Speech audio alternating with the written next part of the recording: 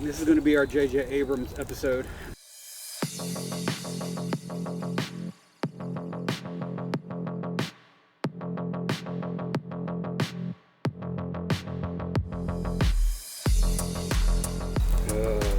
This would have been good for like a Halloween episode. That was my original intent with this. I think I texted you about a month ago, and at the last minute I was like, hey, could you record tonight? Mm-hmm.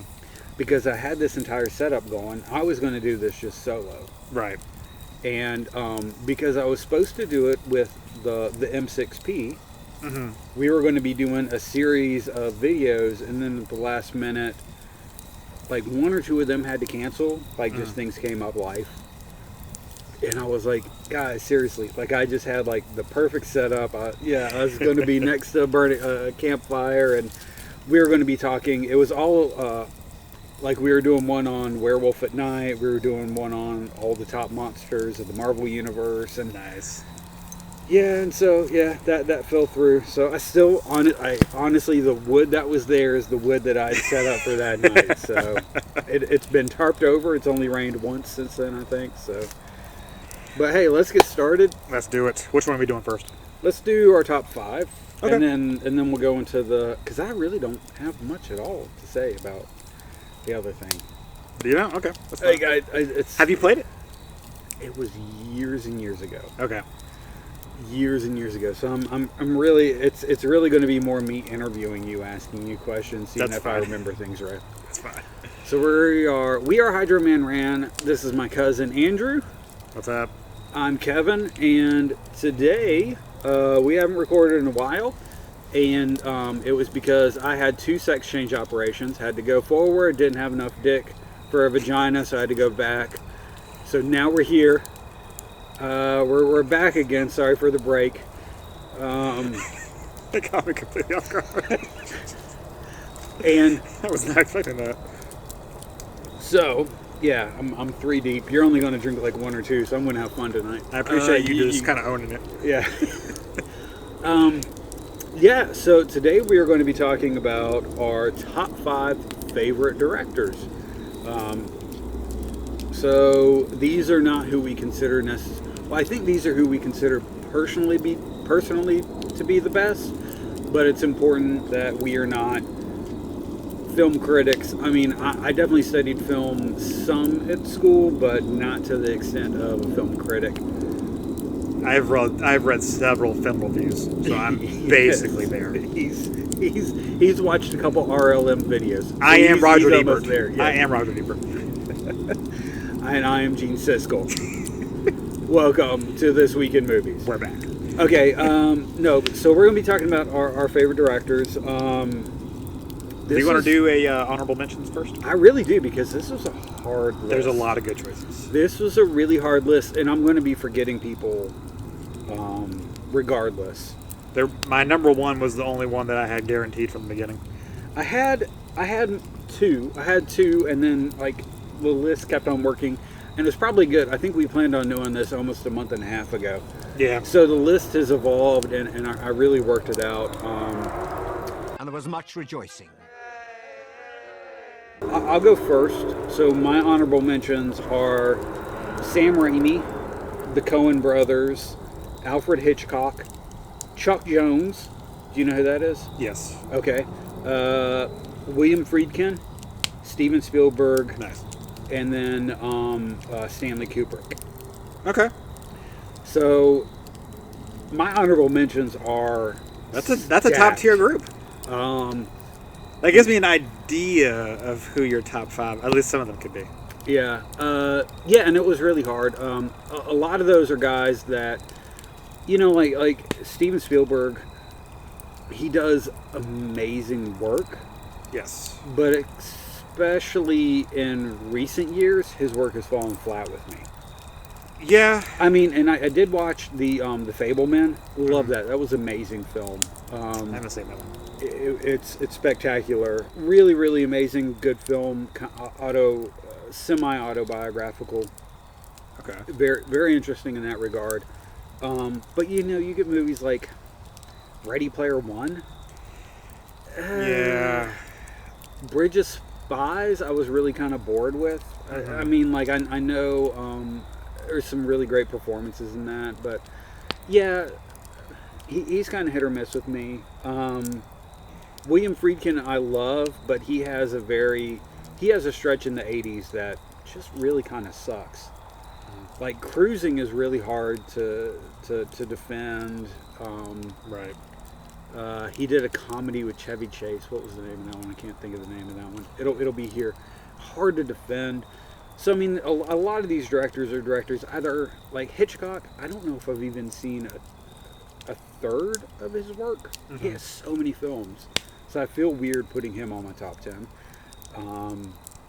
Sam Raimi, I have a lot of love for, but also, like, he's made some bad movies, man. He's made, like, that Oz movie is rough to watch. You know, as much as I love Drag Me to Hell, like his whole, And of course, Spider-Man. and Spider-Man and the Evil Dead. I mean, he has some great work, and he has definitely his own, you know, his signature style, which I do love. But at the same time, like, he's made some movies that fall flat for me. Same with Coen Brothers. Right. Towards the end of their career, they're kind of hit or miss for me. So, yeah, that's why most of them are there. And then Kubrick, I haven't seen a lot of his earlier work. Okay. Otherwise, he would be in my top 5 because every single one of his movies just sticks with me. I had assumed he'd be on your top 5. And I cannot get his work out of my head when I watch it. But I haven't watched really since I don't think I've watched anything before 2001. Really? So I feel bad. Like, he has a whole, like, film history before then that I haven't watched. I haven't really seen him grow as a filmmaker. So That's fair. I understand that. And then Chuck Jones only made shorts. Yeah. So, I mean, it's the greatest Looney Tunes shorts of all time, but still, only shorts. So what's your honorable mention? Well, I do have the Coen Brothers and Spielberg. Great. I also have Orson Welles, Okay. Sidney Lumet, Francis Ford Coppola, and Peter Jackson. Okay.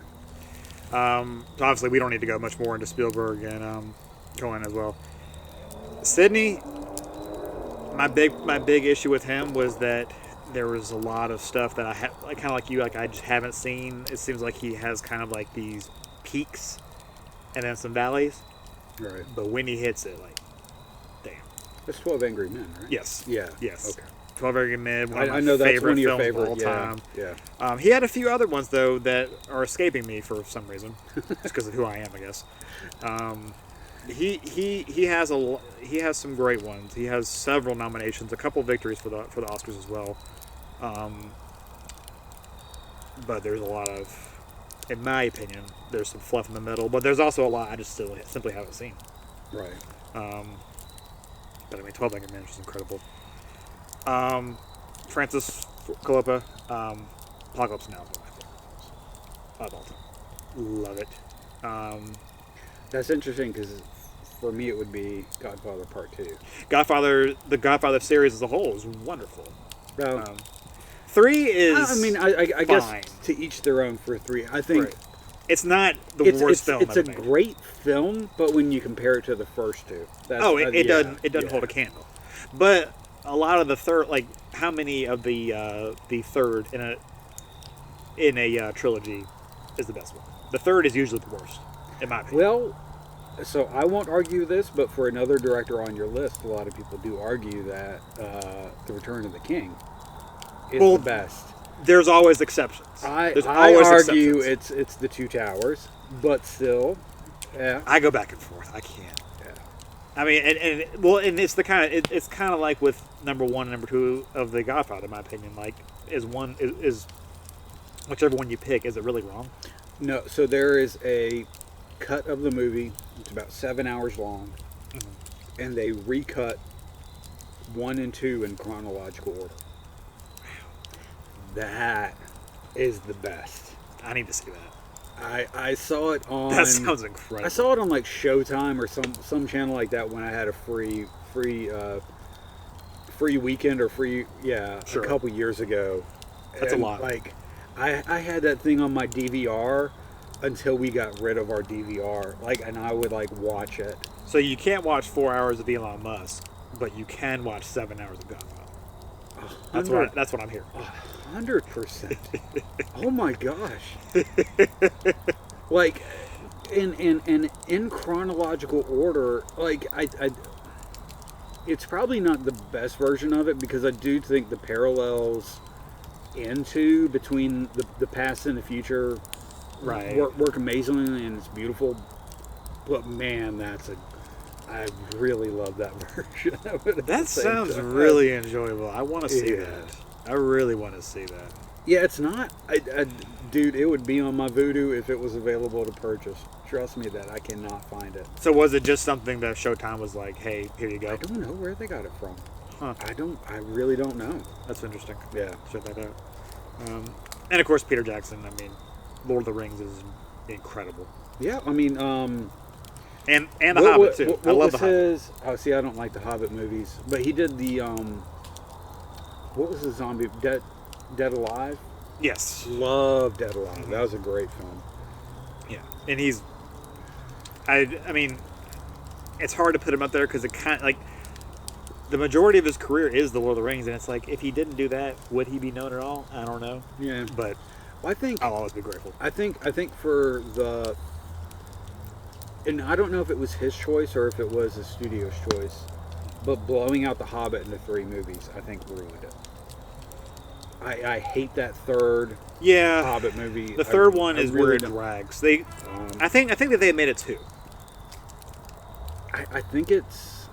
Then again, though, I love that book as a kid. I think it's a 1 movie story. Like even the animated movie from the 70s. Mm-hmm.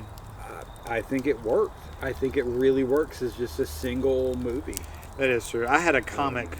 I never saw the animated from the 70s, but I had a comic that was kind of drawn in a more old school fashion. Yeah. And it was yay thick. It probably could have been made into 1 movie. But either way, I imagine with him that was probably more studio, because I mean, already coming off saying, "Hey, the guy who directed Lord of the Rings, he's coming back." That's just dollar signs. Yeah. They knew what they had. Well, I enjoyed it. Well, except for the third one. The third one did drag. We'll talk about him more in a bit, but the original director that was supposed to handle that movie series, I think I would have liked a lot more. Okay. I mean, we'll talk about yes, that. We will talk about that, because he is definitely one of my favorite directors. Personally speaking, I can't wait to watch life tear you apart. Okay. You want to do your number 5? I will do my number 5. So my number 5 is Park Chan-wook, nice. The Korean film director. He's done Old Boy, JSA, The Handmaiden, Stoker, so many great films. I watched a lot of his short features.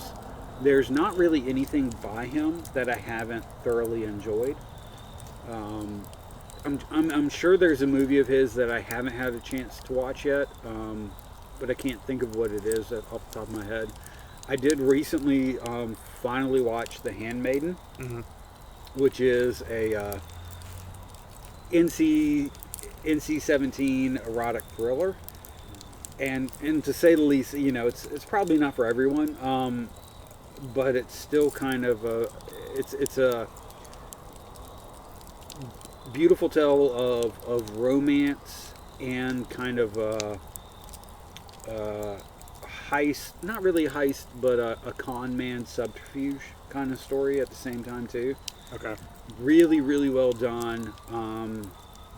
Could probably only be compared to something like Ang Lee's Lust Caution, where you get eroticism, but it elevates the rest of the material instead of being just 50 Shades of Grey or softcore pornography.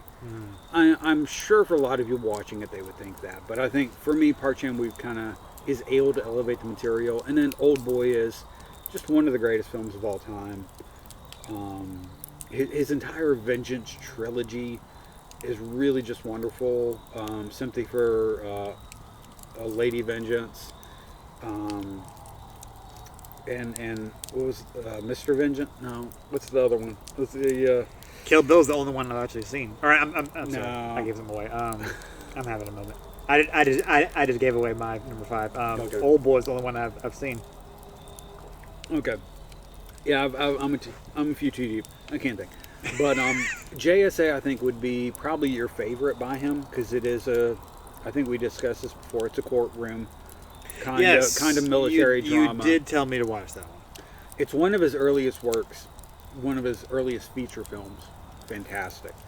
Mm-hmm. But I really love what he does. I think Korean cinema, or at least South Korean cinema, with them being so close to their mortal enemies of North Korea, I think gives them interesting tension in their film. And even if they're not discussing that directly, it impacts and influences their work so dramatically. I really love everything he does. Everything. I look forward to everything he's doing. He's got a new movie coming out. Yeah, great. I really want to watch JSA. I'm excited about that. It's on Tubi. I'll try to put a link here, or maybe down below, right there, so you can watch it somewhere, or maybe just below. I'll try to put a link there for everyone. So yeah, it's free to watch. You can pretty much watch that one anywhere. I think Sympathy, Lady Vengeance, and Sympathy for Mr. Vengeance. Those are 2 movies. I think those are generally on Tubi or Pluto TV or something like that, where you can watch those for free also. Yeah. Tubi's pretty awesome. Yeah, Tubi's great. Tubi's a nice little secret. And I've basically downgraded all of my streaming services now to be like include ads because they're getting so expensive. So I'm just getting used to watching everything with ads. So one day I can just be like, all right, let's just go full Tubi and Pluto and Vudu. Well, all Netflix freaking just killed their cheapest version, I think, didn't they? Well, I mean, I've been a subscriber since 2013 to Netflix, and I'm paying I just started paying $17 $17 a month. An hour. And it feels like an hour, and I just don't feel like they have the content. You know, like they don't. They have some great stuff mixed in with a lot of crap. Right, like they have. They have The Killer coming soon with David Fincher, coming next. Probably by the time this comes out, it's already out, but it's coming out November 10th. Okay. So 100% on board with that. Reptile, yes, which was amazing. That you was mentioned a great film. I need to watch that one. But yeah, they don't really have like I'm over Stranger Things. I'm okay with that not being anymore. I stopped that one like mid-season 2. And I feel bad because every time I see Hardy and they are like, have you watched more yet? Have you watched more yet? I'm like, they got on board so late. It's okay. I feel bad because I want to they seem so excited when they talk to me about it. I get that too. There's a couple things on there that are good every once in a while. They do have. Somehow they get the lowest caliber of Korean cinema. Yeah. Except for like Squid Games, but that's gotten blown out of the water. That was great, but it's gotten Squid blown Games out of the water. was. I'm convinced it was pure luck at this point. Yeah. Well, and what's hilarious about Squid Games? Well, based on the American acting, based on the there's like in like the second to the last episode, there's some English speaking characters. Yeah. The acting. That's bad. My gosh. Like, What's that thing? Looks like a bridge of some sort. I like the looks of it. wow, that was horrible. But it's almost it almost reaches so bad it's good levels. Mm-hmm. Like I could believe that this was like a special episode directed by Tommy Wiseau or something. Absolutely. That's not far off. That's pretty good. What's hilarious though too is like that series was very like anti-capitalism, very anti all that stuff. And then what does America do? We make a full-on game show about it. Hey, that's probably out on Netflix now. By the time you're watching this too, there you go, man. Is it already? Is it about to come out It's soon? about to come out soon. Oh, yeah, we are the worst. So I'm going to throw more wood on the fire. You tell it. me your number 5. Well, as you said, I gave it away because I was reading a note as I was listening to you. So Quentin Tarantino. Okay. That's why I said Kill Bill. I'm not. I think my list is going to be a little more typical compared to yours. Mine's pretty typical. Is it? Well, I mean, you start out with Park Chan-wook, so I can't imagine that's too true. But I mean, I love Kill Bill. I love Reservoir Dogs. I actually am not the biggest fan of Pulp Fiction, honestly. Really? I think it's fine. Like, it's a good movie, but obviously for fans of that movie, that is not an acceptable answer. No, it's not. And I don't know what to say. Inglourious Bastards, I will die on the hill. That is his best work. Django Unchained is incredible. I watched recently a video. It was Samuel Jackson, and who plays? I can't remember who plays Django. Django's Jamie Foxx. That's right. Yeah. They were both talking about Leo and how he apparently was just terrified of saying the N-word. Even though he's supposed to be this cruel slave owner, so obviously he's going to say the N-word. Right. It makes perfect sense that he would say that word. And Samuel Jackson and Fox basically had to give him the pass, essentially, like every single day, to the point where he walks on set and he doesn't even look them in the eye. And they're kind of like, all right, cool. Cool. I love his films. I love his... I don't even know how to describe his style. It's kind of like a neo-Western. It's kind of grungy. Feels a little dirty when you're watching it, but everything that he does, typically, especially in both the Kill Bill films, everything seemed like it had a purpose. It didn't seem like there was wasted lines, like there was wasted scenes. It really felt like it had a purpose. Right. I can watch.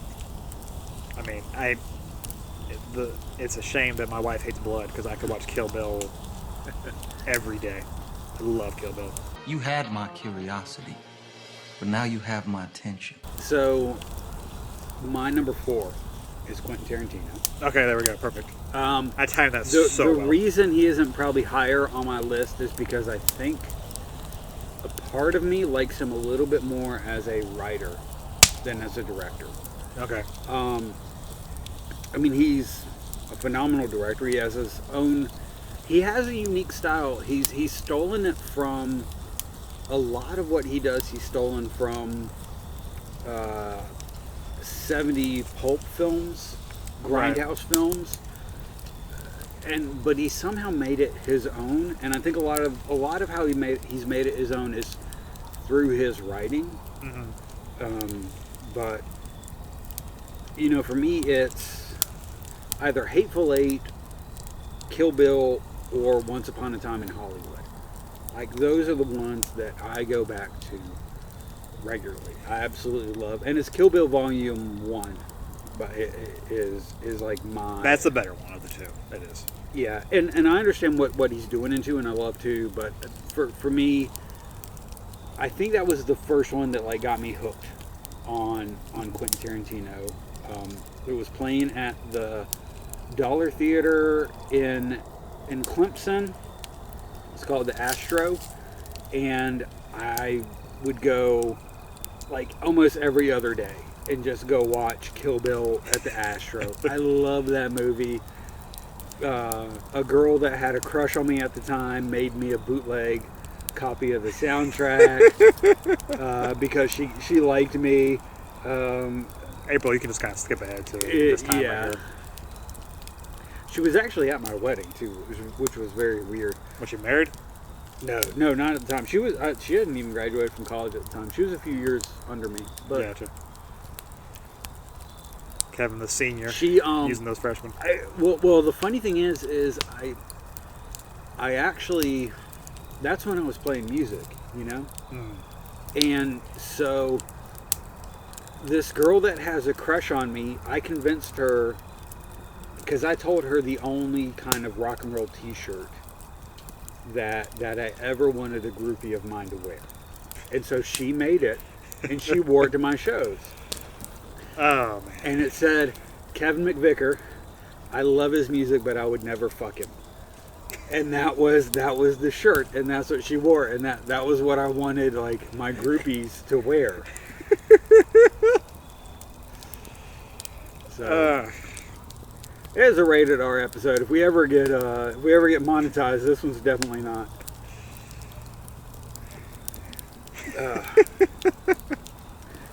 So yeah. Well, I'm glad she listened. Yeah, she did.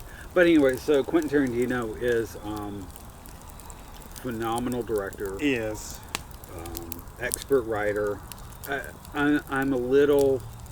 I understand I'm a little disheartened that he only has one left in him. Well, he says he does. We'll see. We'll see. He seems like a guy that sticks to his word, though. He does, but he also seems like a guy that has a bit of a chip on his shoulder even to today. And I feel like if there's any criticism about this next film, that he'll be like, that he'll either hardcore go away or he will come back with a vengeance. Yeah. And I don't know which way he'll go with that. There's no way to know. Actually, so he wrote the novelization of Once Upon a Time in Hollywood. And see, that's one of his only films I haven't seen yet. I need to see it. I love that film. I've heard great things. Good. Oh, it's so good. But I think that to me says that's kind of the direction he's looking to go into. He wants to, because with writing, if you're writing something and it doesn't turn out, it's only you that your time is the only thing that's wasted, right? Mm-hmm. Like you can just trash it. Sure. When you're making a movie, you're committing to a release date. You're committing to everybody and the producers and everybody getting paid back and everything like that. That movie needs to be released unless you're making Batgirl for Warner Brothers. Right. It has to be released. So I think that's kind of the direction he's wanting to go into. So he can he has more control over his legacy and his future. Mm. But his kids will sell those books for $1. as soon as I mean, I think he has like 1 or 2 kids now, and yeah, once that Kill Bill money is gone, they'll sell his unused manuscripts, I'm sure. Can't really see him as a dad. Oh, I can. Can you? Yeah. Maybe it's because of who my dad was. I can't see him as a dad. Oh, I don't think you'd be like your dad, but Quentin Tarantino would buy his kid comic books for babysitting. I bet if there is anybody else who would do that, it would be your dad and Quentin Tarantino. I guarantee you that those are like the two. They would not get along. Where they cross over is buying the babysitter comic books to watch their kids. And then showing them their vinyl collection to listen to while they're gone. Would do. Absolutely. Like that those are where your dad and Quentin Tarantino cross over 100%. See, now I'm just imagining them together having a beer, and I can just see my dad just being the nice guy he is, but just like every time Quentin's voice just goes through his ears, he's losing it a little bit. Oh, your dad doesn't like that? Okay. I don't think my dad would like Quentin as a person. I really don't. Mm-hmm. I don't think my dad would show it because he's a wonderful, nice guy. He would never show that, but he would make a lot of comments to me after the fact. Yeah, he's definitely.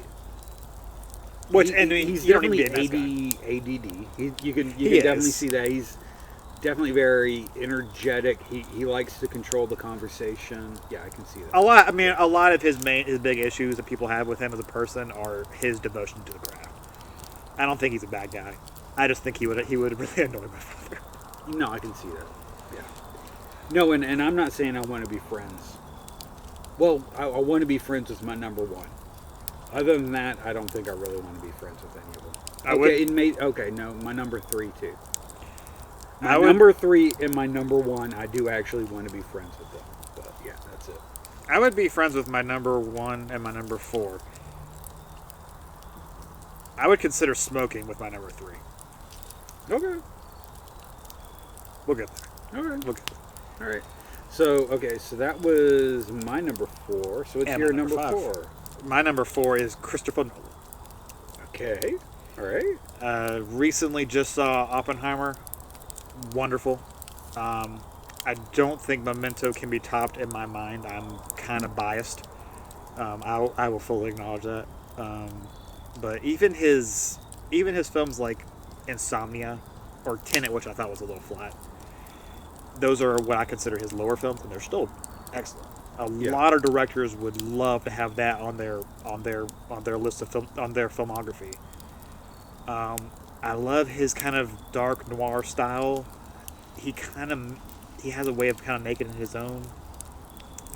He doesn't feel like he's influenced by anything. I feel like he really writes from the heart with everything he does.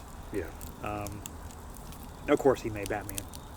He made the best. Well, was the best Batman. You and I can disagree with that on another day. Or now, you're 4M. Maybe you're filling up for it. Yeah, I don't know. I mean, we need to see what Matt Reeves does. We do. We're only one in. Matt Reeves made an excellent Batman. I rewatched it, and I really do love the Batman. I think he made a great film. The closest thing we would have gotten to if David Fincher decided to direct a Batman, or even a comic book movie. That'd be interesting. To that extent, so I love it for that. But I want to see his completed character arc. What he envisions for the character, because yes, Batman Begins is great, but that's not the one that everybody rewatches. Right. It's The Dark Knight, sure. and even for me, I know a lot of people give it crap, but I think The Dark Knight Rises is a phenomenal film. It's very good. I think it's very, very underrated. It's very good. It doesn't have a villain like Heath Ledger's Joker. People want to compare it to that. That's the problem. Right.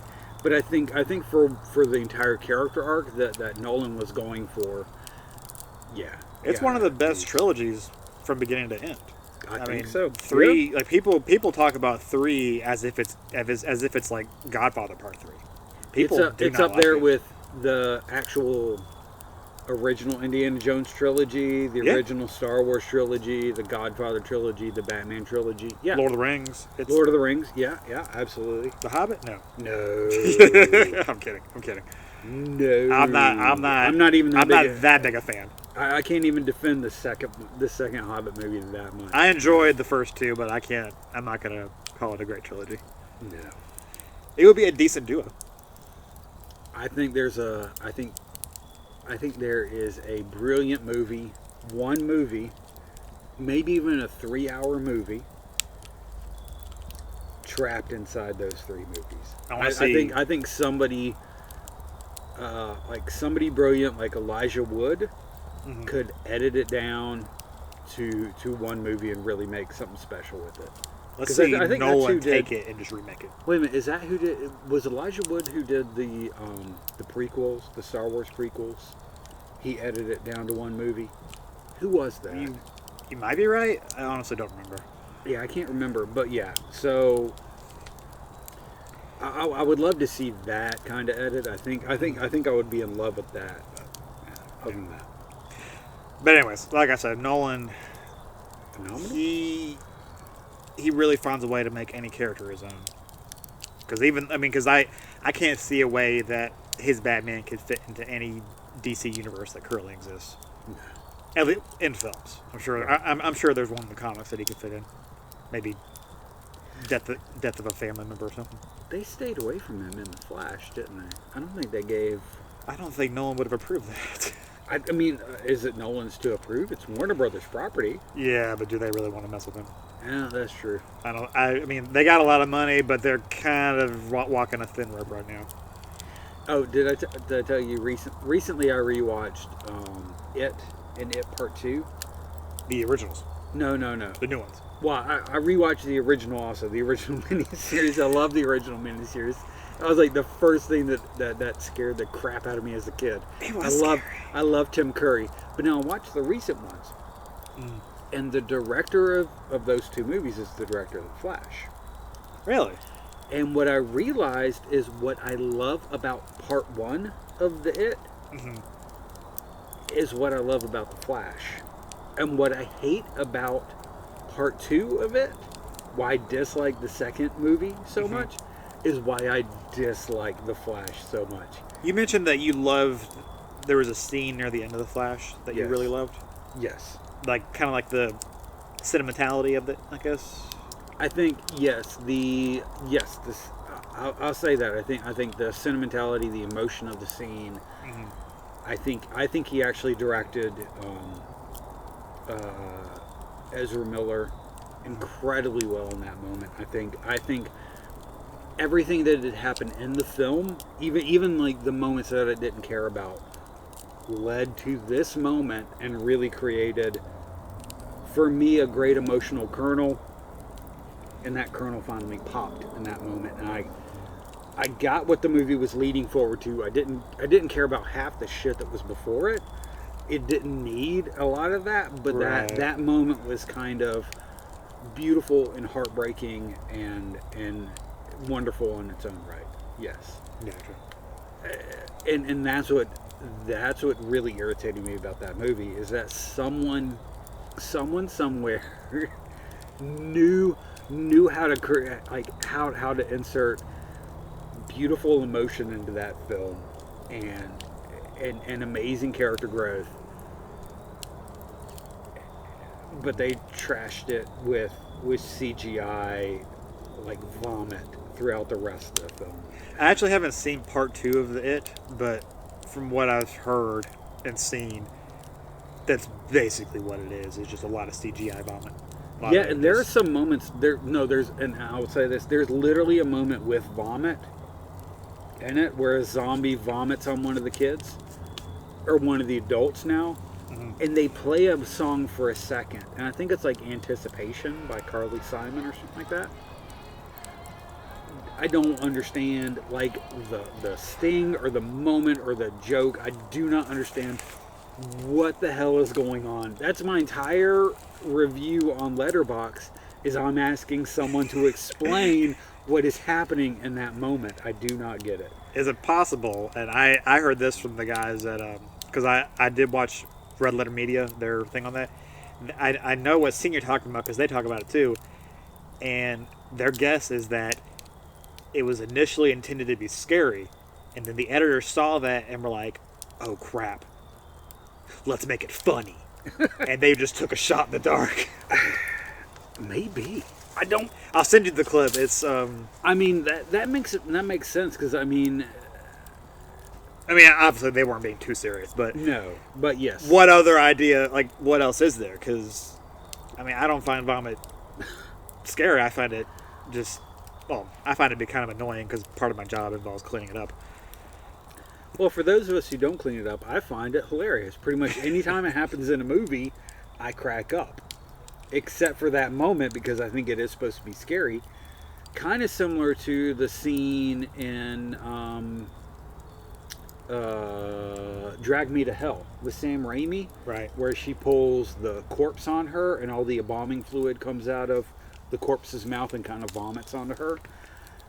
Like, that scene is jarring, like in Drag Me to Hell, right? And I think that's what they're going for in it, or their director. Maybe it is. But with the song in there, I don't know what you're going for. I don't get it. So Maybe there was just no communication between the director and the editor. very, very likely in the modern age. I imagine you need a little bit of communication, maybe more than a tweet or a X, a Zeet. What do they call it now? I really don't know. I don't know. I try not to ask those questions anymore. They need to be asked. No, They need to be not asked. by us. Our big questions is, who is our number 3? I am aware of the effect I have on women. Our number 3, I don't know. Okay, my number 3, and somebody who I dearly want to be best friends with, Guillermo del Toro. Oh wow, I love this man. that would be wonderful to be friends with him. I love everything he's done. I did a project on him in college when he... Did you really? I think he had only done like the first Hellboy movie. That was like his big hit. But he had done Kronos, which is a vampire movie in Spain, or in Mexico. He had done The Devil's Backbone in Spain. brilliant horror ghost story. Just wonderful film. And he had done Mimic, which is a movie that was completely destroyed by the studios. So, I mean, even at that point in time, like, I love this guy's films. I've watched and followed everything he's done. Probably, other than Mimic, maybe Crimson Peak is one that doesn't really resonate for me as much. I think the cinematography, the set, the design, everything in it is beautiful, but the story is just kind of whatever. Right. For me. Sure. But, like, The Shape of Water, like, and I know for a lot of people that's a really weird movie. I love The Shape of Water. I was absolutely blown away by it. His stop motion Pinocchio movie he made last year is freaking phenomenal. Again, kind of another reason why I'm not going to completely get rid of my Netflix account, because there are things like that. Like that was only on Netflix, and that was an amazing film. But yeah, Guillermo del Toro, a true film lover, a true auteur, kind of like Quentin Tarantino, and it's very similar to my number 2 pick. Yeah, I absolutely love the man. You can see his passion whenever he talks about film, which I think is very infectious. The same way Quentin Tarantino has. You know, even Pacific Rim, probably a lot of people consider it one of his lower caliber films. There's something about that I love that film. Like, it's a very simple film, but it's so well done. I mean, no, he is excellent, and I actually probably should have put him on my honorable list.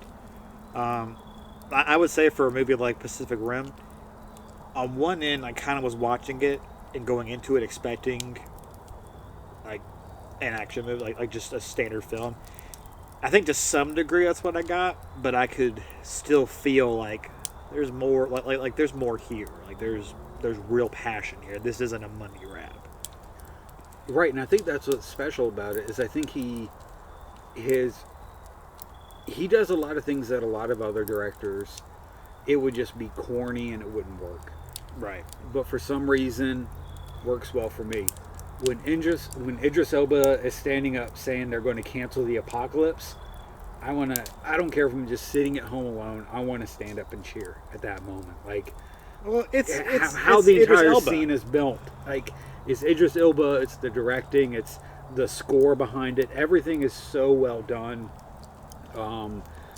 So wonderful leading up to that. If Idris Elba told us that that he's tired of all these snakes on this plane, I would cheer for him. I laugh when Samuel L. Jackson does that. I would cheer for him. You're not wrong. It's the British accent. That's what it is. Yeah, he's the serious Samuel Jackson, isn't he? Yeah. He kind of is. Yeah. And that's not racist. Not entirely. Because I'm being serious. Yeah. He is. God. His role in The Office, spectacular.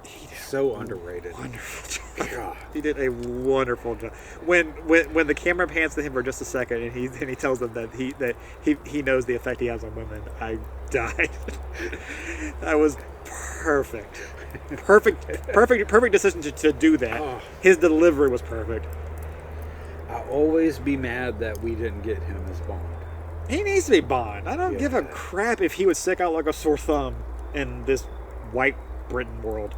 Send him somewhere else. I don't give a crap. He is perfect for Bond. Yeah, well, he said he's not going to do it because of all the racist trolls. Which pisses me off. Yes. That really makes me It angry. really is stupid. He is the best. I mean, not stupid for him. It's stupid for the racist trolls. I know that he is watching this right now. Do it to spite them. Yeah, that's my advice as a wonderful and talented and experienced film agent. Yes, he's emailed me about becoming the producer for our series. So yes, I'm willing to meet him at so the table. we're technically kind of buttering him up, but yeah. My terms are before the table, before I even arrive at the table to discuss negotiations for him being producer, is he has to become Bond. It's a moot point otherwise. Well, I mean, he's really excited about doing it for us, so maybe this will push him over their head. I mean, granted, he could say anything. I'd be like, okay, fine, whatever you say. Yes, sir. I am aware of the fact that Idris Elba has on me.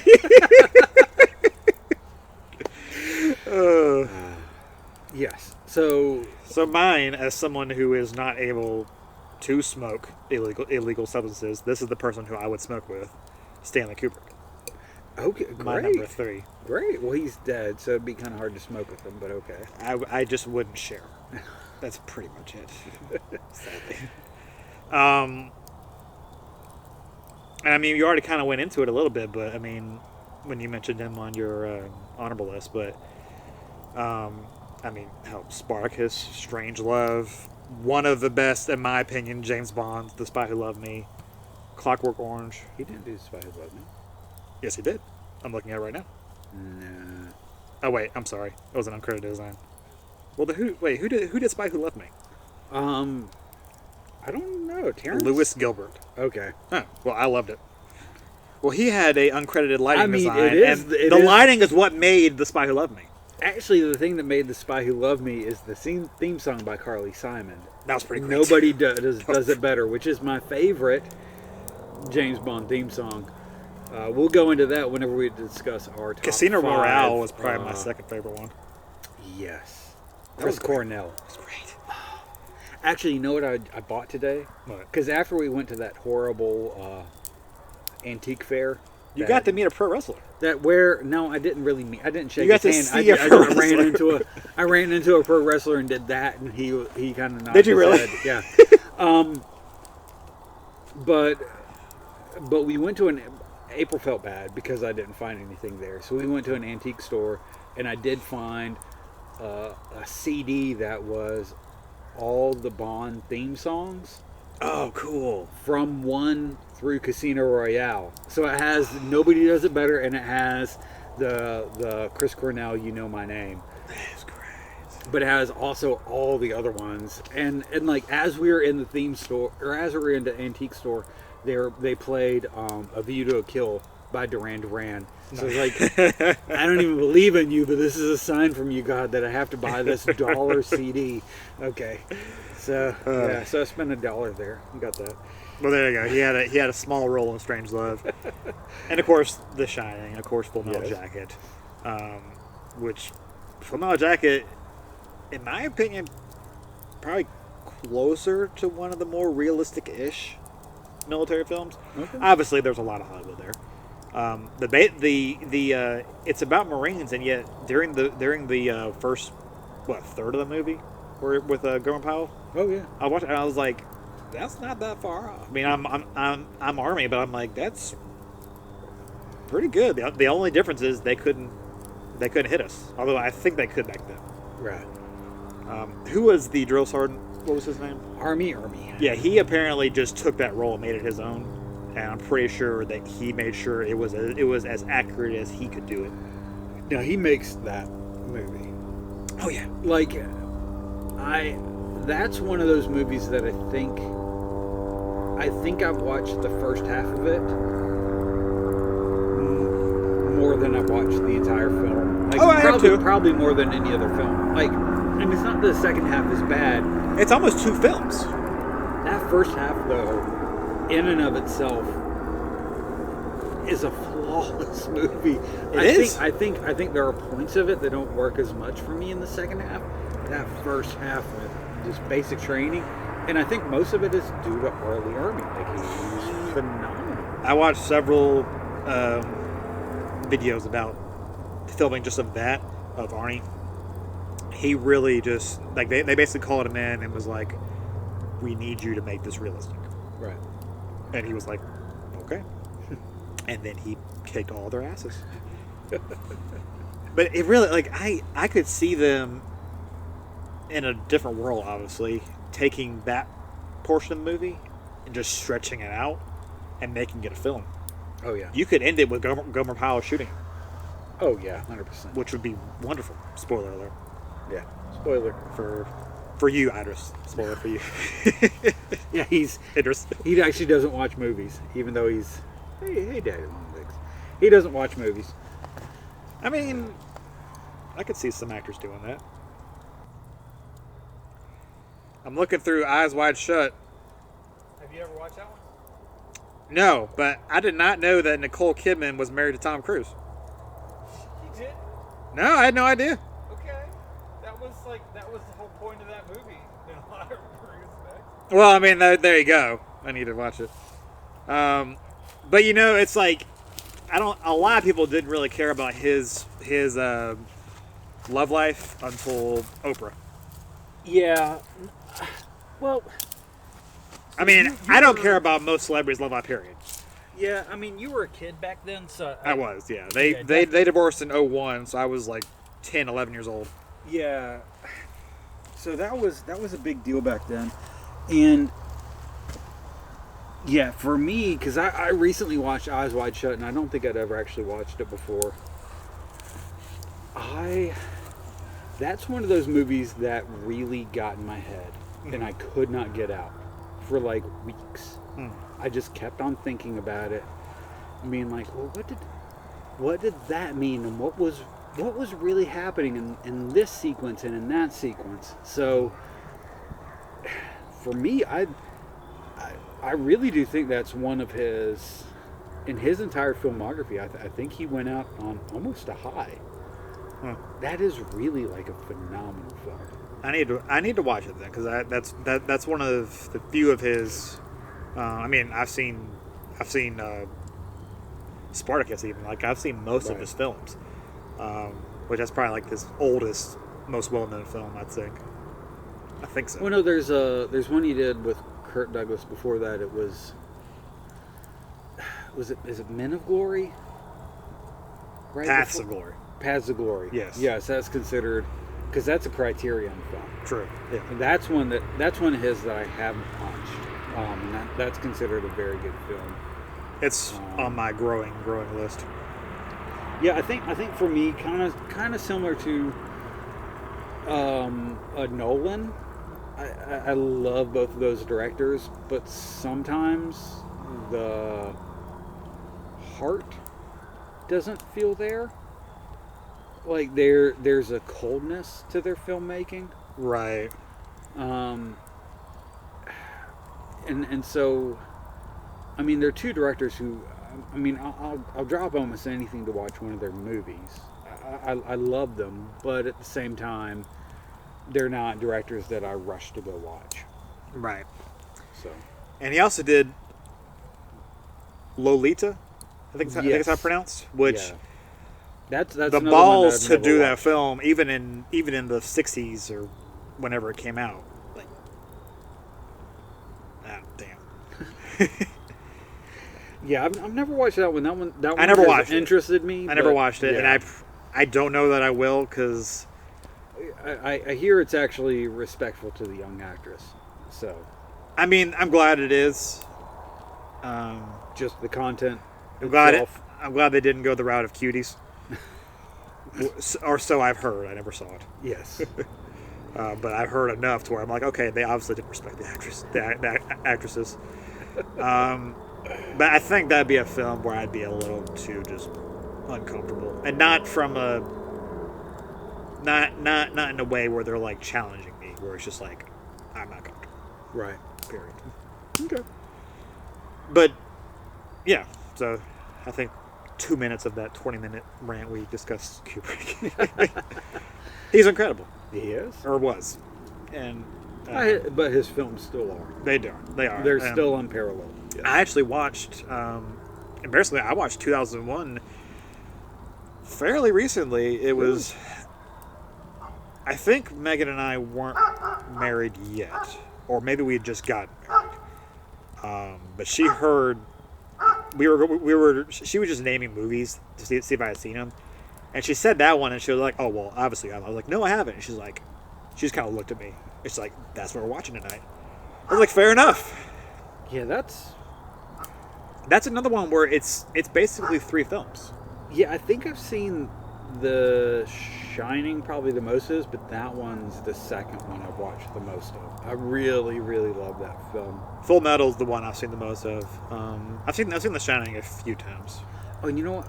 I saw it years and years ago. I saw it when I was younger, and I haven't watched it since. I need to rewatch it. Was Barry Lyndon. Okay. That's one of his that I really, really do need to rewatch. But, yeah. So that's my 3. Okay. So what is your 2? I mean, can you do a trick for me now, say? No, I'm not a trained animal. I'm not a magician. Well, that's disappointing. My number 2, and this is going to confuse everybody. They're like, what's your number 1 going to be if this is your number 2? Martin Scorsese. You're kidding.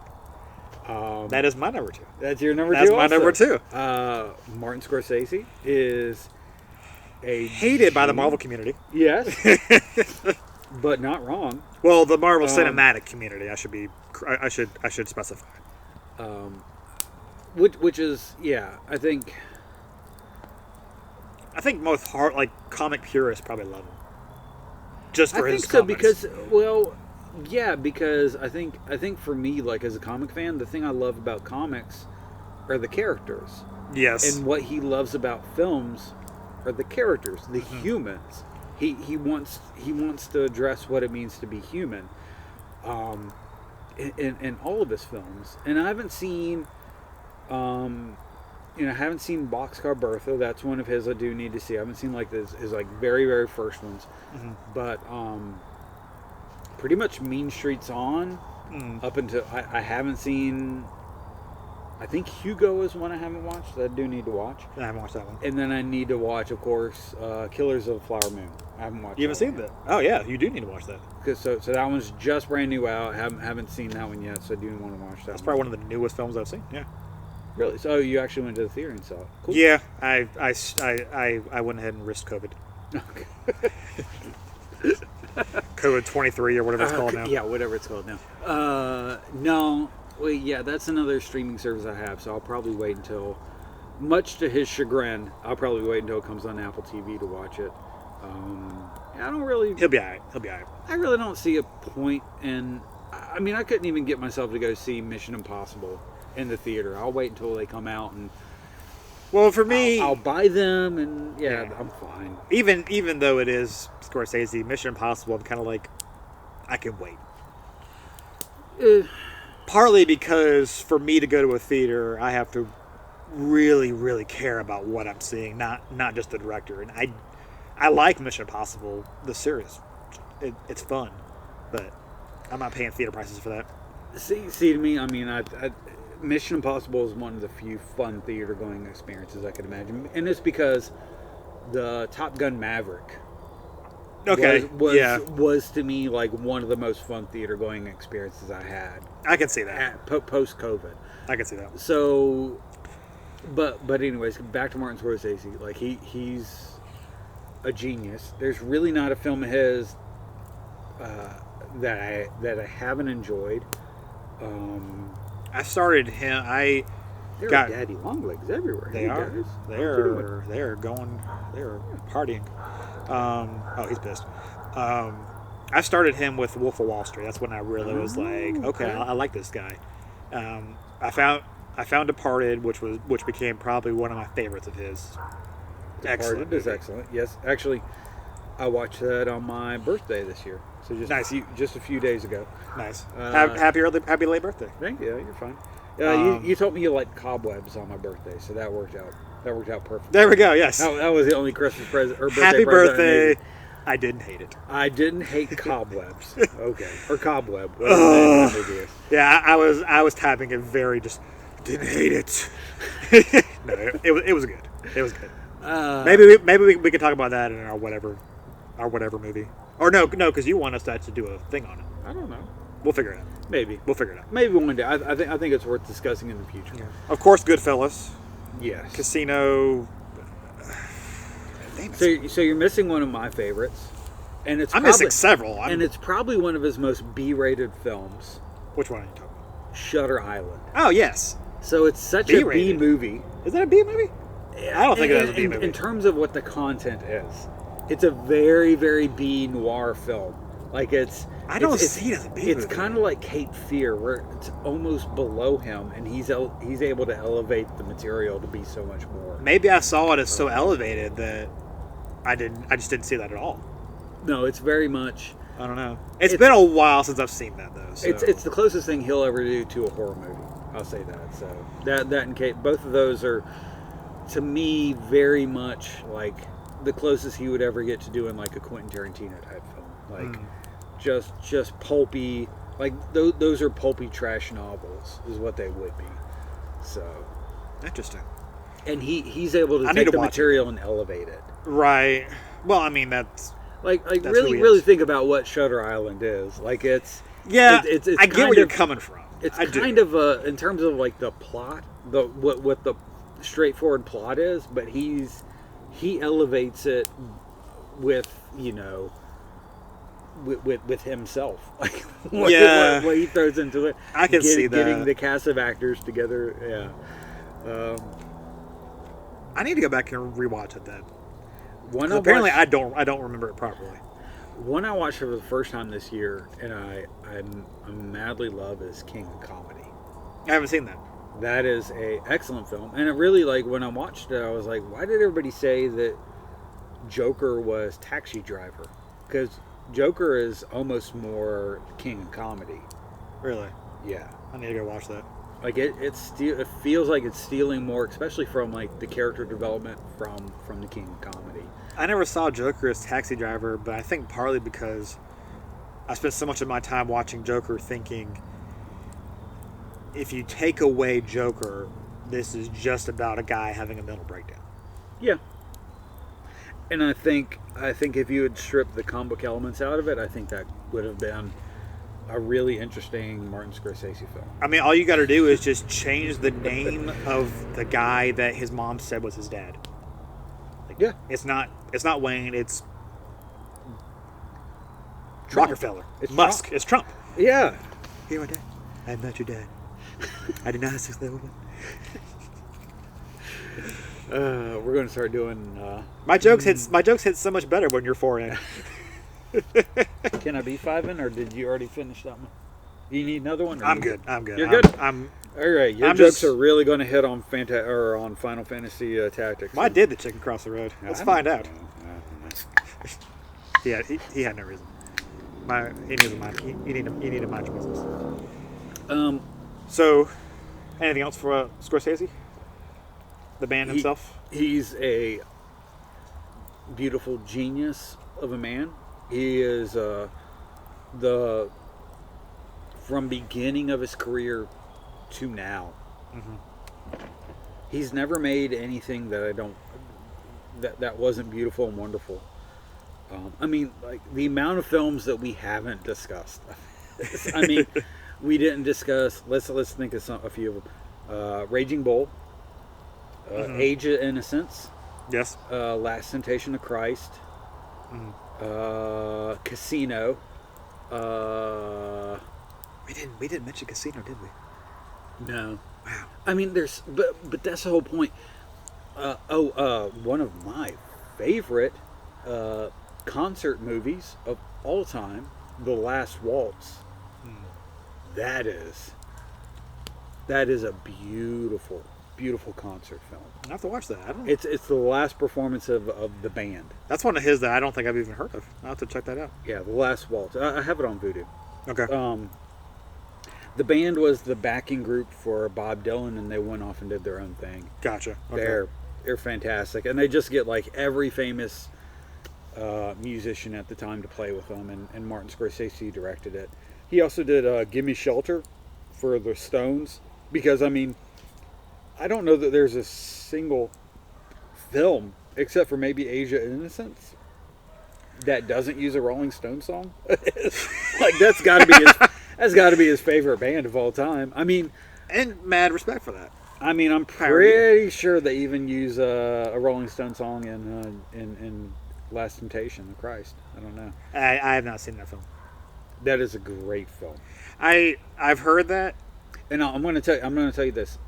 When I first watched it, I was I was in college. I was still a believer. Mm-hmm. And I did not find it offensive. That's been my hesitancy. I'm wondering, will I find it offensive? When you understand what the movie, what the narrative is saying, mm-hmm. it's not offensive. Mm-hmm. Okay. And because he is and hey, he was Catholic. I don't know if he is. Yeah, he's a mixed Catholic. I think he's still a believing, but maybe not practicing Catholic. Irish. Yes, he's Irish. There you go. Yes. Okay, perfect. Isn't Scorsese Italian? Yes. Okay. I just decided that we're going to poke fun of the Irish. I mean, that's what he does in Gangs of New York. Another one we forgot to. There you go. We forgot to mention. It all comes together. See, it all comes together. But yeah, Last Temptation of Christ is a beautiful film. Really, really wonderful. William Dafoe, right? William Dafoe is Jesus Christ. Harvey Keitel is Judas. David Bowie is Pontius Pilate. Really? Fantastic cast. Wonderful, crazy. David Bowie's Pontius Pilate. Yes. That sounds like a Saturday Night Live skit. And they just might do it because they're reaching. I just watched The Man Who Fell to Earth yesterday. Oh, really? 1976 sci-fi film starring David Bowie. And I'd seen it when I was a teenager, and for some reason, the fact that you get to see all of David Bowie, all of him. Is it as he's fallen to Earth? No, it's not as he's fallen to Earth. It's as he's jumping on the bed with his bloated alcoholic ex-wife. Sorry to spoil that movie if you've never watched it. Not for everyone. A very solemn, introspective sci-fi film. You are a big Bowie fan. So. I'm a huge, massive Bowie fan. Yeah. I think one of your top films last year was the Bowie documentary, wasn't it? It was. Yes. Yes. Fantastic. Fantastic documentary. Have you tried the lasagna? It's my favorite. So my number one. I don't think it's going to... No, it won't be mine. I know it won't. I know for a fact it won't be yours.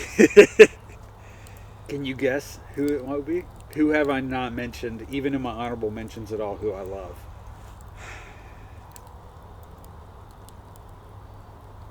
Do you have your list?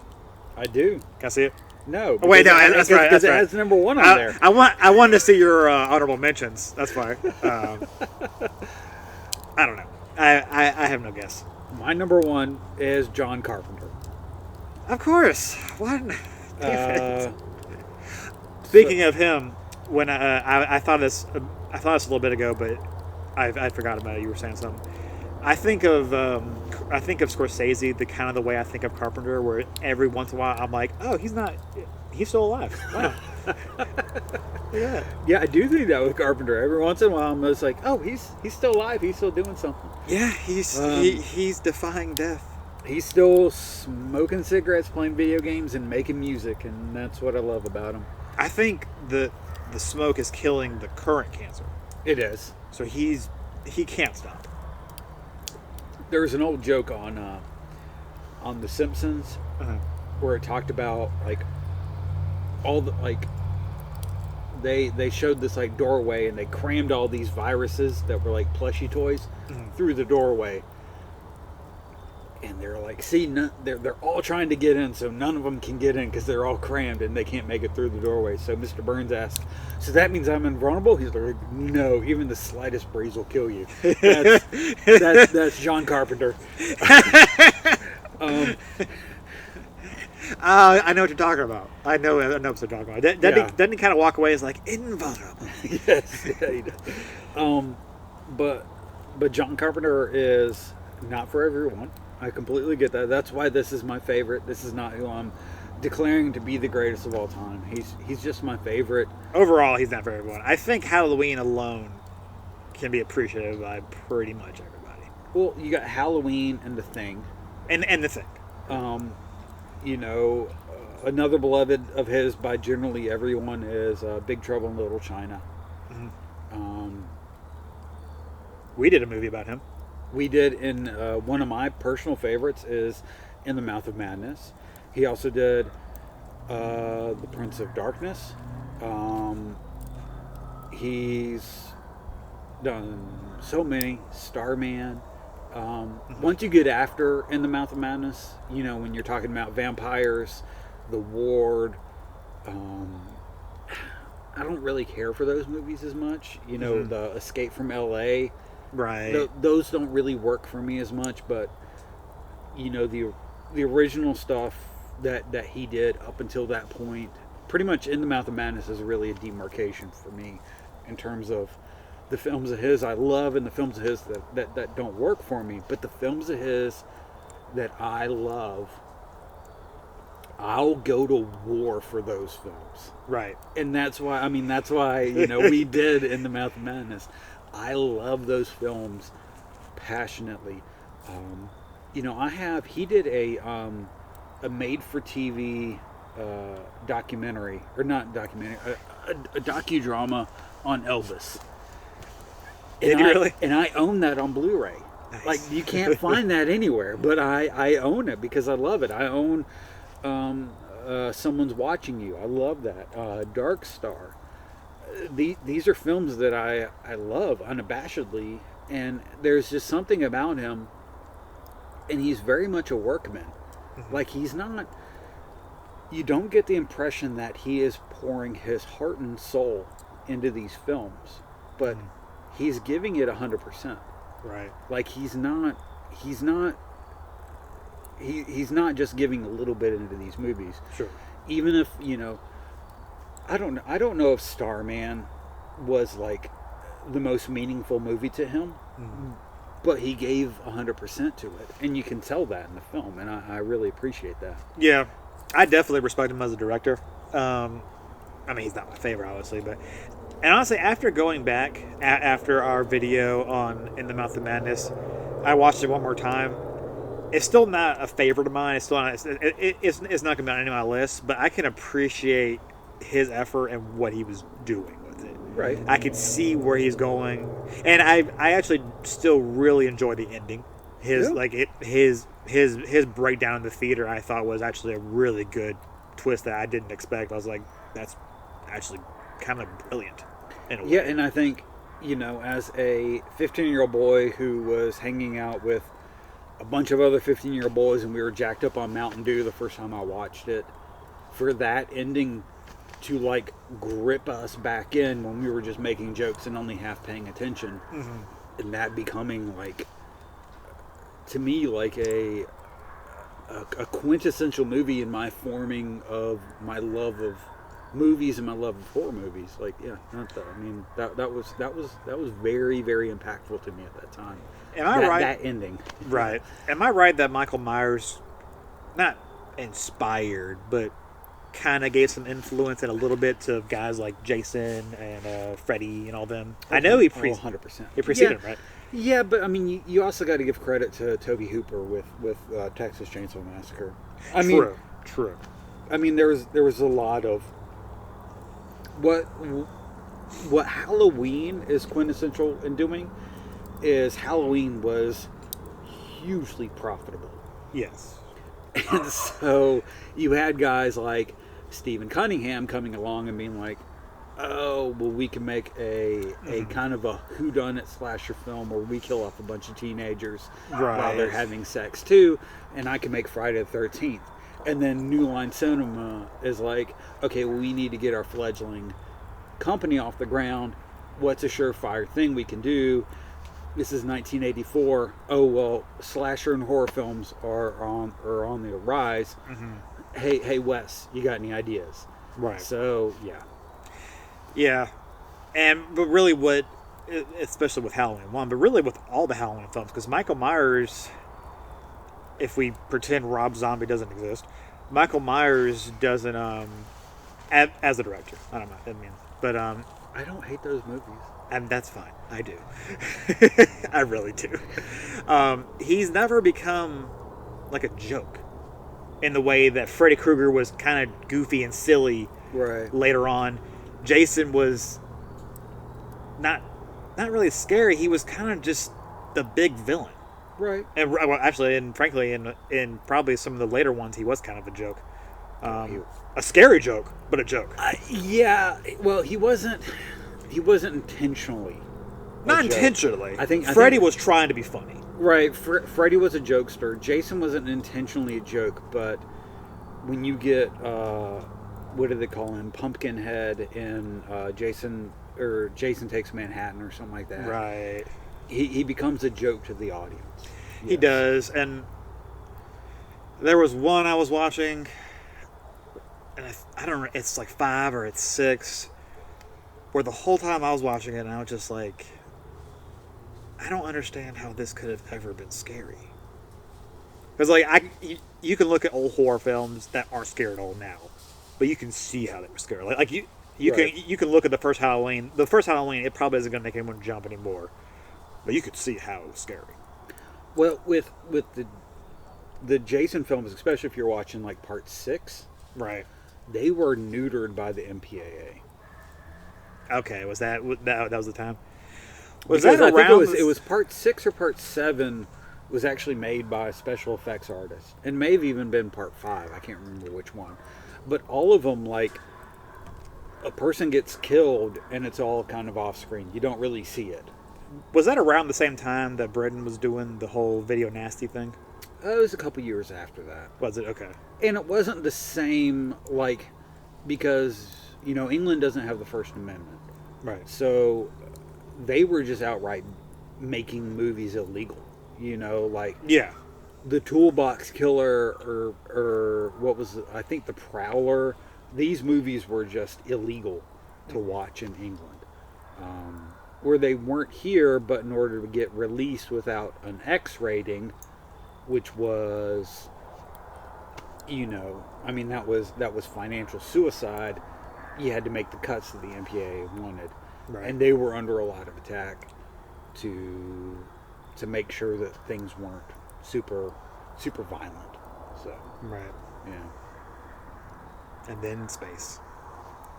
Then we get Jason X, which gives us the greatest kill of all, and we will go into that one day if we ever get 50 subscribers, because we are going to do Hydra Man Ran Goes to Space. I've bought these movies to force Andrew to watch that. Leprechaun Goes to Space. Pinhead Goes to Space. We're going to watch those, but we need more subscribers. Pinhead Goes to Space is the only one you're going to have to make me watch. I'll watch Leprechaun in Space. Pinhead in Space is probably the best of all of them. Define best. Not the worst. That's a standard. Yeah. That is a standard. Okay. Okay. So my number one. Yes. You'll probably guess him. I'll give you one hint. It's also a horror director. This is a horror director? Yes. Ari Aster? No. Good guess, though. He was on your honorable mention list. Hitchcock. Oh, yes. Of course. I should have known. I'm sorry. You should have known. It's all right. Yeah, all right. My wife saw my list and she was like, "Yeah, I figured." I don't think horror when I think of Hitchcock. Yeah. I think of suspense, but yeah. Suspense, yeah. I mean, and a lot of it is perspective. You know, like you can watch Nightmare on Elm Street as a comedy. Well, maybe not the first one, but a lot of them you can watch as a comedy. Yeah. I love him. I love Psycho. I will always love that film. But what I love about him more than anything is whether it's, you know, M for Murder or Vertigo. But I saw it most in Psycho was and granted he came before all the tropes we have today. It's like he knew that you could do these tropes where, like, say the camera kind of pans in on the girl or the guy, and he's getting scared. And he's like, "Oh, it's okay. There's nothing there," and then the camera pans out and the killer's behind him. Mm-hmm. You've seen that in every horror movie. He'll do that. He'll pan in and then he'll pan back out. It's fine. It's fine. Nothing's there, but there's still that suspense. And then all of a sudden, as they're walking down the open hallway where you can see everything, here comes the killer, just completely out of left field. His brilliance when he had so little to work with back then. obviously. It's just on full display again in Psycho. I'll keep talking about that film. I just love it. He was ahead of his time. Like I would love to see him today. I would hope that money wouldn't poison him. Maybe it would. Yeah. And I wouldn't blame him if it did. I understand. But I really think that if you gave him some of the horror movies we have today, if you gave him the scripts, even from some of the ones that just are lesser scripts, he could make them into something great. Yes. Because he just... I don't even know what else to say. He has that it factor. He sees the whole picture. And he's able to... He will take control. And he's able to make that into his own. Kind of like Nolan, the way. He takes these films and he makes them his own. And he's not going to deviate. Right. He has a vision and he will make it work. Yes. And I mean, like, one of my favorite films is North by Northwest, which is by him. And very, very good film. It's not a horror film. It's not. a suspense, comedy, thriller, drama, romance. Like, it's basically, everybody wants to say Jaws is the template for the modern, summer blockbuster. Mm-hmm. It's really North by Northwest. Like, there's just not a lot of movies like that. But then what's really revelatory about Hitchcock is if you watch something like Rope, which I think there's only 3 cuts in that entire movie, if I remember correctly. It's basically staged like a play. It's low. It's very low. I don't know how many there is. I only saw it once. In the camera moves and the way the way he choreographs, or it's the way he blocks, not choreograph. Sure. The way he blocks the actors to move and the sequences, the way the camera moves and reveals information, it's actual art to him. Yeah. It's really amazing. And I mean, like, this is another one of those directors, and it's the reason why I don't have it on there. I really just haven't watched enough of his work for me to justify putting him on top of my list. But he is. That's fine. I've probably seen less than half of his films. Right. Just for me, I love what I've seen. Right. And one day, hopefully, I'll see it. Well, probably not all of them. I doubt I can access all of them. But one day I'll see the overwhelming majority. But I haven't seen something of his that I was like, not great. I love what he does. Yeah. Everything about his films is just a joy to me. I concur. He is a fantastic director. And our real number 1 is Michael Bay. Absolutely. Good night. Michael Bay. And my real number 1 is, God, what the fuck is that guy's name? Shoot. I had a really good joke here, and I completely forgot that guy's name. Well, what's a movie that they directed? He did Alone in the Dark. He did, Is that the one where the kid is... There's like a monster that gets you when the lights go out? No, that's Lights Out. Okay, yeah. That's the guy that did Shazam. That's a different actor. There's a director who did... He's That kid was Shazam? No, the director is the director of Shazam. Oh, okay. Lights Out is directed by Shazam director. No, this is like a German guy. I can't think of his name. I'll put it right here. Not Lars. Not Lars von Trier. Okay. No. I was like, he's up there as one of the worst in my book. I've never actually enjoyed any movie he's made personally. He feels like the kind of guy that you say you like to appear sophisticated. He feels like a tryhard to me, but that's just me. No, this director, and I can't think of his name, he used to literally fight his critics. He would box them. Oh, yeah, he made that horrible video game movie. Well, Alone in the Dark was one, and then that the one I'm thinking of? And then he also made. I know how to fight. I'll fight you. He did a Postal. Why would you make a game? He made. Was it House of the Dead? He made the horrible House of the Dead movie. And that was that the one where it was like that was a video game, but it was like a game in like the arcade? Yeah, it was a light gun. Yeah, like a light gun game on rails. Yes. Yes. And it has some of the worst CGI I've ever seen. No, it doesn't have some of the worst CGI I've ever seen. It intercuts actual clips from the video game. Right. That's what I'm thinking of. Yes. They literally show the video game of this how bad that this like Doom level graphics. That is a little bit better than Doom, but not that much. Not much. And Doom had an excuse. I hate that I can't. I just ruined that joke by not. He being able to did. remember He that literally guy's fought name. his critics. He found 3 or 4 of these like flabby critics, and I think he took like a month's worth of boxing lessons.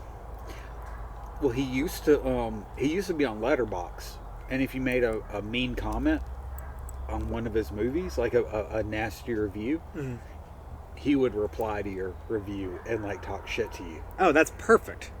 And I don't know what happened. Like his account is no longer active. I really wish it was. But He probably got reported too many times, which is a crying shame.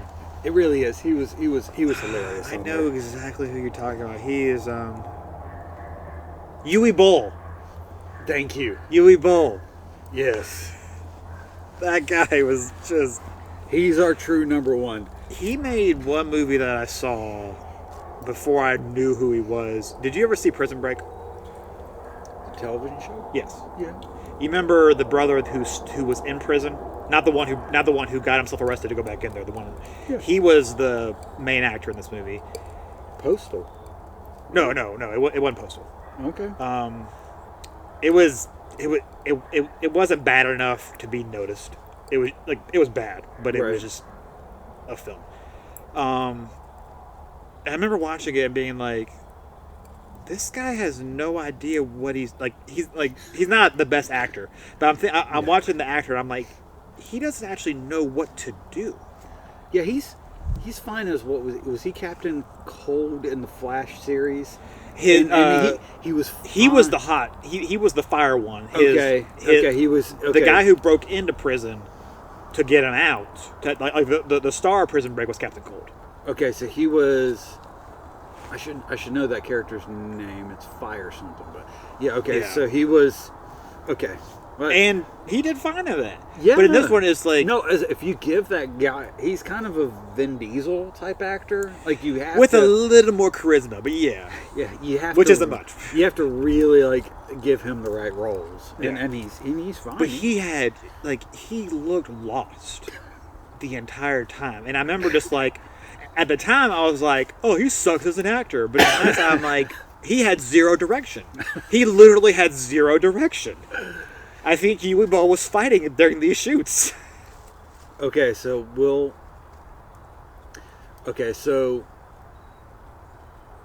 50 subscribers is Hydro Man Ran Goes to Space. We're not going to do this for 100 subscribers. 200 subscribers, I'm going to regret saying this, we'll do an Uwe Boll retrospective. We will write him a beautiful what's it called? Where you googly, Eulogy? You googly. I bet you didn't think I know what a you googly was, did you? That's a Zoolander quote. Turn Sorry. left. Go ahead, turn left. I was trying to think of the Zoolander quote. I'm sorry. Yeah, so we'll give him a wonderful eulogy, a retrospective on his films, as I'm sure. If he's not literally dead, I'm sure in terms of the film industry he is. I'm looking it up. I know he's not actually dead, but yeah, no, his film career is done. The first picture of him is just so smug. Yeah, so that's our 200 subscriber limit right now, so special. So you got that to look forward to. He's still making movies. He is? He's got 3 coming out. Okay, so we're going to have to limit this. we're going to have to pick 4 or 5 and do it. But yeah, we will do a Uwe Boll. I would be willing to watch at least House of the Dead and Alone in the Dark again, and we can do a retrospective on that, man. The actor in his most recent film looks like Andrew Tate and Borat had a baby. Tell me I'm wrong. Tell me I'm wrong.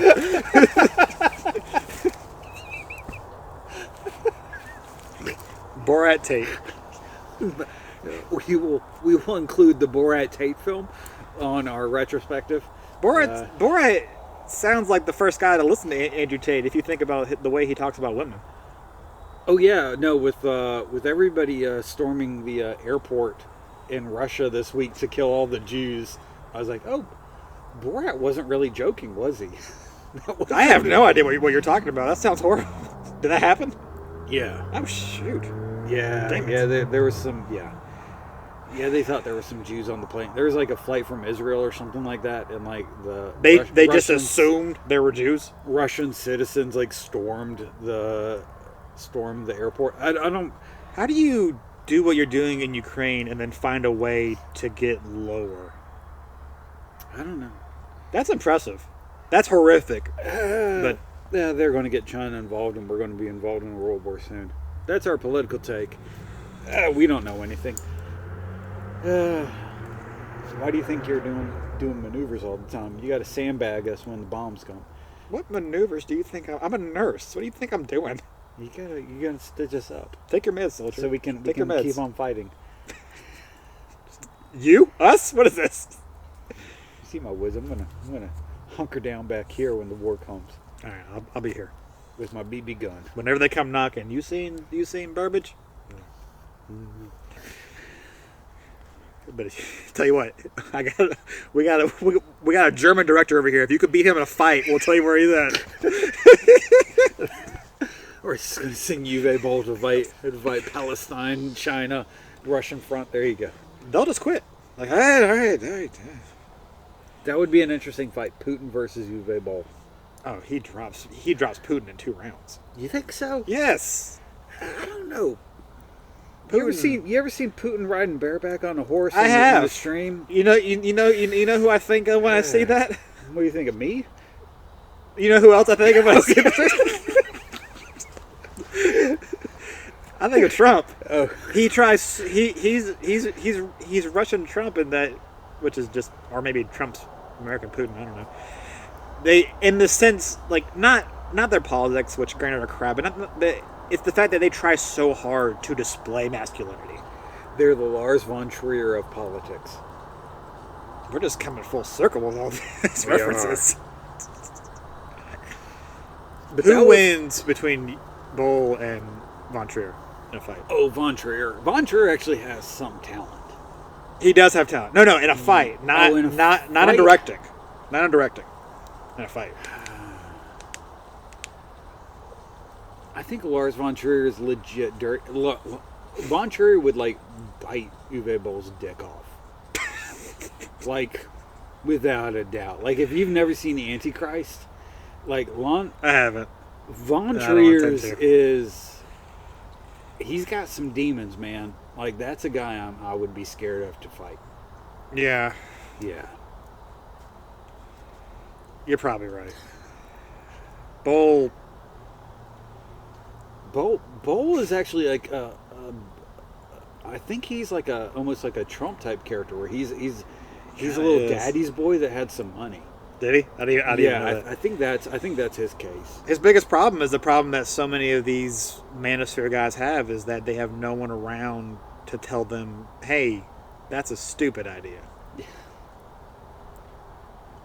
I mean, I've seen some indie films, and we're making a YouTube podcast, so like we have any we've got Elba. We've got him backing us up. That is true. Elba would be our producer from now on. So yeah, the star of The Office and other stuff.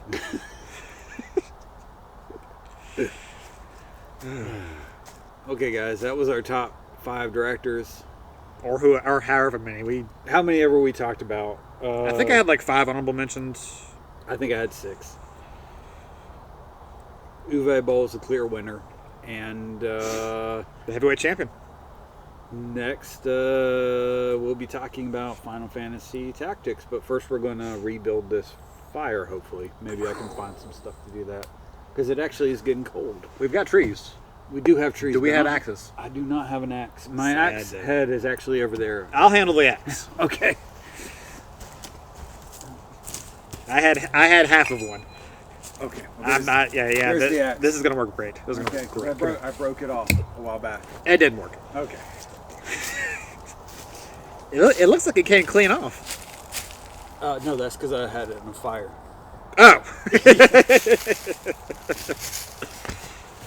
Oh boy, I am stiff. Goodness gracious. I am aware of the effect I have on women. Or did you think I'd be too stupid to know what a googly was?